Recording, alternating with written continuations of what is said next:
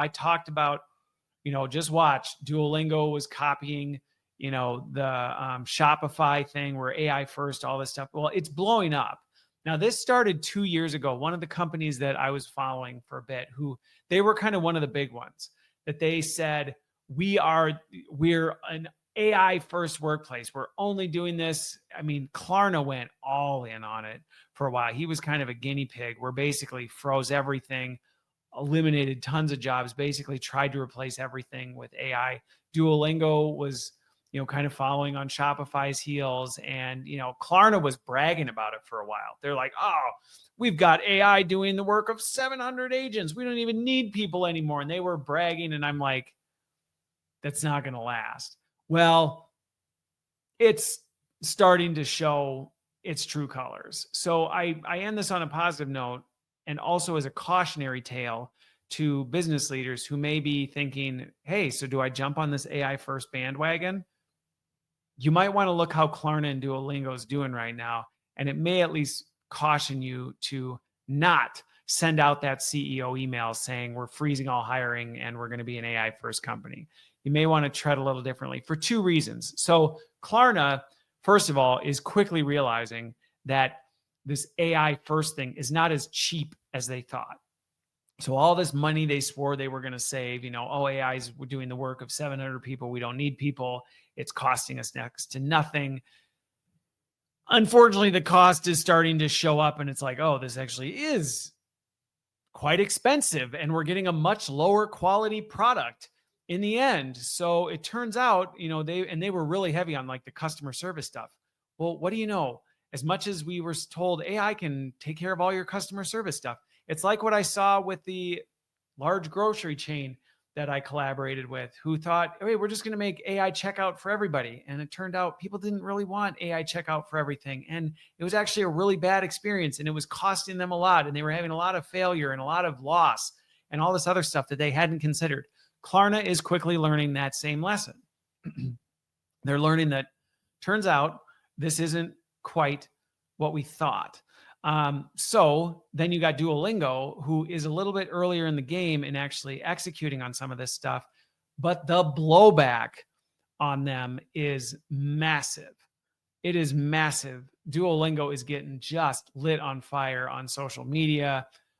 They're losing, brand credibility. They're feeling some of the pain of, okay, maybe we didn't turn everything over, and now we're feeling the financial cost. We're feeling some of these other things. Duolingo's feeling like the PR, the brand credibility, the, just overall sentiment of the world is just completely crushing them. I mean, and people are outspoken about it. Now, do I think all of it is fair? Not necessarily, because I think some of this is just coming from people are hyped up. They're paranoid. They're freaking out. So when they hear a company go, hey, guess what? We're all in. People aren't real happy about that. And you got to remember, those people are your customers. So if they suddenly go, oh, you're one of those companies. Yeah, Duolingo is finding out that oh, that doesn't go so well, which affects revenue, which affects our customer base. People are deleting their accounts. People are, making it impossible for us to hire people that we actually need because they're destroying our brand. All this other stuff is starting to just totally blow up. And this has all happened in the past few weeks. I mean, not all of it has blown up in the past few weeks, but a lot of things are coming out about this. So where does that leave us? I think on an encouraging note. Like I said, I want to end on an encouraging note. So I'll start with the leaders. To the business leaders, please, you need to evaluate and consider AI and think about it carefully. You need to do it, but you need to do it very carefully and very thoughtfully and with a lot of wisdom and discernment. By the way, as a plug, I am in the process right now of developing something to help companies assess how to do that well and whether their people are even capable of executing this well, that I hope will bring some comfort to people and just be able to know, how ready am I? Am I ready to handle this? Are we ready as a company to handle this? So I think that'll help. But please don't just pull the trigger on going AI first. Not only might it blow up in your face from a brand standpoint, but you may just completely find we just spent a ton of money for a worse product and a worse outcome. And now what do we do? And now I'm telling you, Klarna is going to have a hard time. Like they're trying to recover from this, being like, oh, now we've discovered we've lost our way. We want to focus on the human touch. There was a quote from them that I was like, yeah, this is just PR. Oh yeah, like we really want to invest in the quality of human support. So they're like trying to recover from this, but unfortunately, you've kind of already shown your hand. You've shown that when you're promised a cheap, easy fix, you'll go for it, even at the cost of people. That then people are like, yeah, you can try and go, oh, we made a mistake. We're going to recover from this.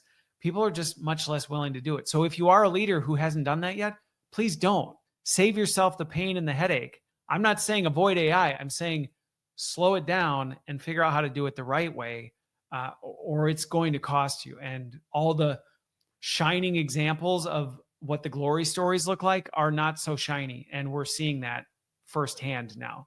So be aware of that. To the people, to the employees, to the people who are just feeling overwhelmed and just feel like, is this the end of jobs and work as a whole?